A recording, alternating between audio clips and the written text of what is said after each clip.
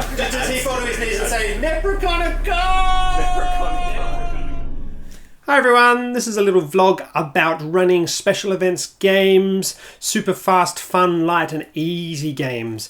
Maybe a Halloween special game for your shop or for your friend's birthday or for players who aren't as familiar with the rules as your regular group. All that sort of thing. This is going to be based around the Dice Stormers Halloween special game, which you will see on the Dice Stormers channel in the links below, and what I did in order to get that going. So we wanted to run a zombie game since it was Halloween coming in the US. Very exciting. People get into it in a really, really big way over there. Not so much in Australia, but it's getting a little bit bigger in Australia. So we want to run a zombie game. Very easy to do that in Pathfinder or D&D and all sorts of things, but All Flesh Must Be Eaten is obviously one of the sort of premier zombie game rule sets. I didn't really know anything about the rules at all, so that was one of the interesting issues that played into the way we played that game. I grabbed the rules, like literally that many rules, and sort of ploughed into them to find the essentials of the rules, the most basic elements that I needed to have in order to run the game. And I took those, which were basically take a stat and a skill, add them together, roll your dice, and then add up that number. And if it beats 9, then you succeed. If something's a bit more difficult, you add 2 to how much you need to succeed. If it's quite easy, -2. That was essentially it.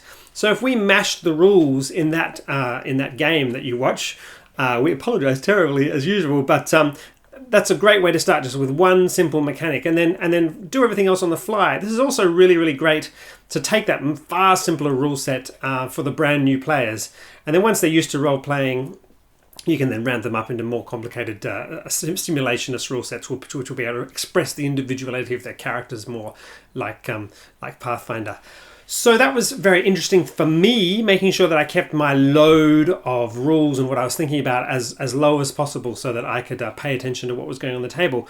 We did, since it was a fun game, we did a few extra things as well. We got everyone to dress up. The dressing up wasn't coordinated at all with characters that people were playing because they didn't even really have that work out very much in advance anyway. So people came dressed up. That helped just contribute to the festive mood. We dressed the table as well, which was super, super fun. And obviously we're playing live in front of the cameras, so that sort of adds a whole nother element as well. And you could do that. You could set up a couple of cameras or one camera and record the game. It's often very fun to watch these things back or stick them on YouTube and have other people laughing at you as well. The table props were really, really super cool. The next thing we did, which was really special, which I really, really liked, was we got unusual minis. Now, usually I have my gorgeous sort of plastic and steel minis all painted and everything on a map all to scale, but this time we didn't. You can go as far as making your minis edible, which is something I've done in the past, which can be really, really fun. So when a character defeats a monster, they can actually eat it. If it's like a chocolate bear or a gummy bear or something like that, which is very, very fun. We got our hands on the fantastic Warpo minis, which are here. Have a look at those. Focus. There we go, the Warpo minis, which are really great. This is a toy company that makes minis in the style of kind of 1980. They use all the same design and casting techniques that were used then to make those fantastically famous Star Wars minis. And they're just, including the vinyl capes, in fact, which are very, very, very, very, very, very cool. Check those guys out. Their ad campaigns are also fantastically entertaining because they use marketing techniques back from the 80s, sort of VHS effect on their videos and all that, and the acting style and the scripting style of all that. So they were the main PC minis, but I needed a couple more, but I had a couple more. So we used this amazing figure. This is Darth Vader from about 1979 and 1980. He's missing his lightsaber. It was a double telescoping lightsaber there. He's also missing his vinyl cape. This was something I played with lots and lots and lots when I was little. And you know what I've discovered recently? That he's worth about $7,000 or $8,000. He needs to still be in his box and have all his bits to be worth that. So I'm kind of glad I still played with him, but it's quite amazing to think he's quite a valuable thing. We needed one more mini, so I used this Deanna Troi mini, which is very cool, which, as I say in the game, focus!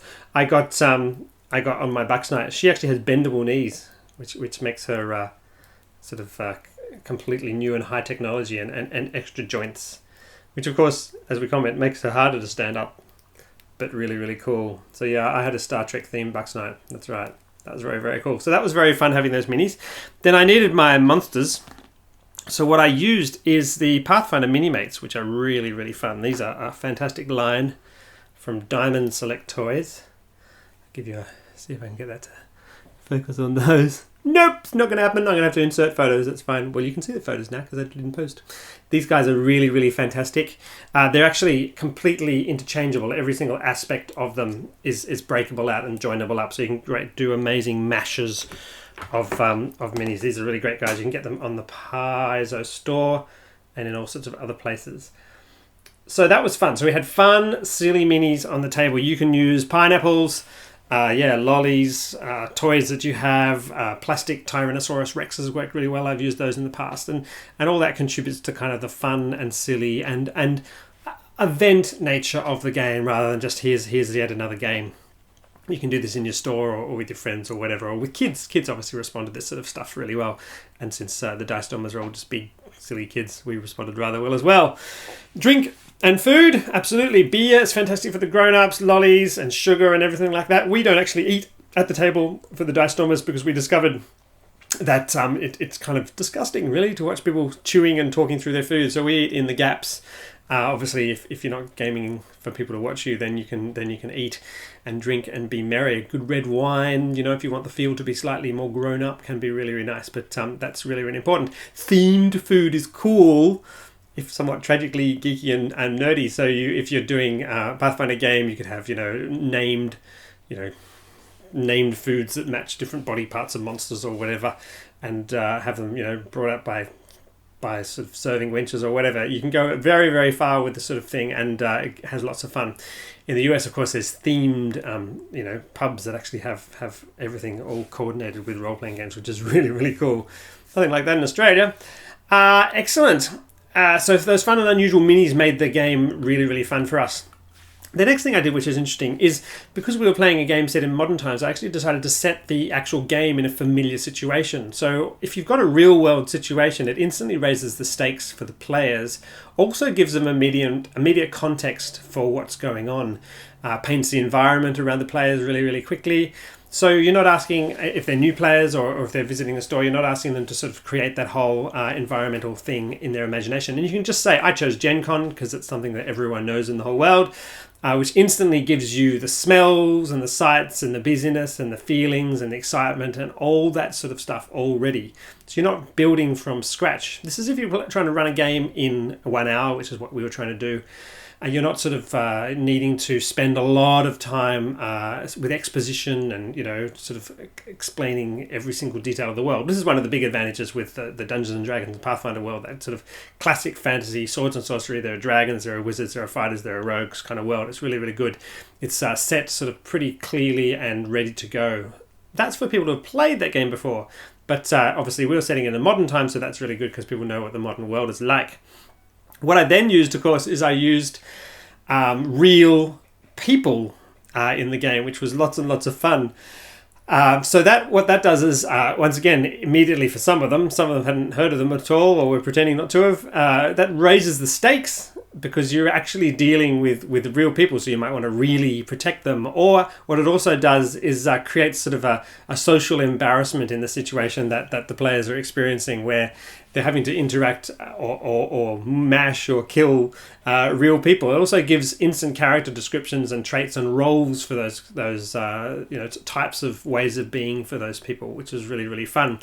Along with that social embarrassment and that interaction, that natural socialness, is the situation can also be a situation which I love doing, the situation is prone to having very strict lines of correct social behavior. So that might be a wedding, which you can see in the Gen Con game and various other places like that with the Dice Stormers. You'll see I've done that. I love that.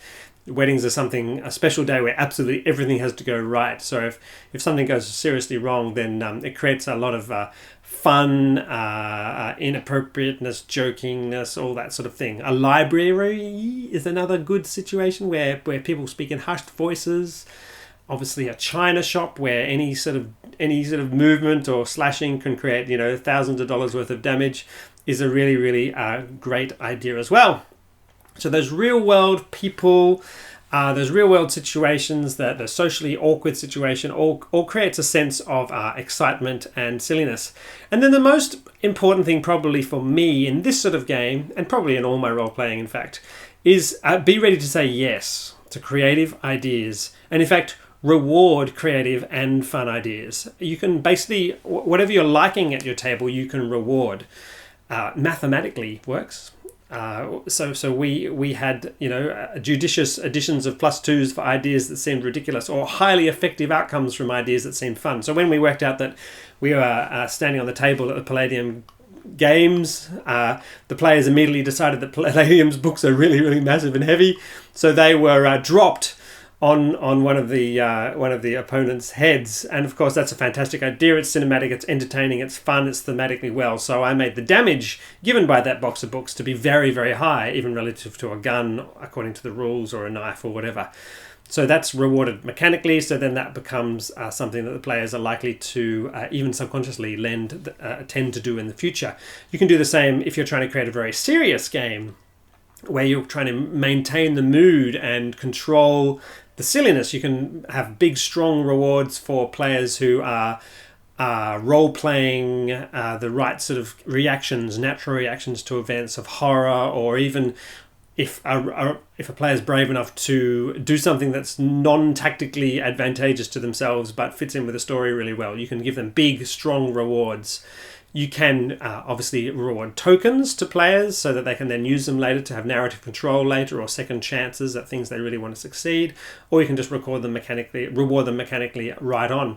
And the last thing before I go is to add to the party atmosphere of a special event game. Unusual game mechanics are lots of fun, and they can sort of emerge themselves. It emerged very quickly in our game in the discussion before about were there tables, and I was struggling under the weight of a new rule system, and so it was kind of that one basic rule and then a series of advantages or disadvantages usually come on top of that. There's rule systems for all sorts of things in these games, and I just sort of off the cuff said yes, of course, well, standing on a table gives you a +2, and that was latched onto as being the only rule that was referred to at all. So then tables became the sole role and orbit center point around which all the other rules orbited. So, vicinity to a table, or standing on a table, or underneath a table, or attached to a table, all became a running joke in our game, which was really, really fun. So introduce some unusual mechanics. If a person sings a song, then they get an advantage, or cons if someone speaks it loudly or calls out to the next table, or gives an advantage, or shares a drink, or gives the DM his piece of pizza, or whatever. All those things create lots of fun. So there is a whole stream of ideas in not particularly organized fashion about how to create a special event or fun game, and I hope you've got a few things out of that. I'll put lots of links and probably corrections in the comments below and attach to this YouTube video or Facebook video, wherever it ends up. And jump in there and share your ideas. I'd love to hear your ideas about how you can create fun and madcap and exciting and thrilling and memorable game events. Whether it be in a store or whether it be a birthday game for a friend. Please do comment, subscribe to the Dice Stormers, and go and check out their videos and see the fun. I, of course, had Syrinscape in there as well in the mix, which creates that atmosphere and helps to heighten the experience and emphasize the major moments of drama. And that's one of the big things that really helps my games. But you, of course, know that. I'm going to sign off now because I could drivel on for ages and ages more. I hope you have fantastic gaming experiences, and yes, may all your games be really fun and noisy and loud and silly. Bye.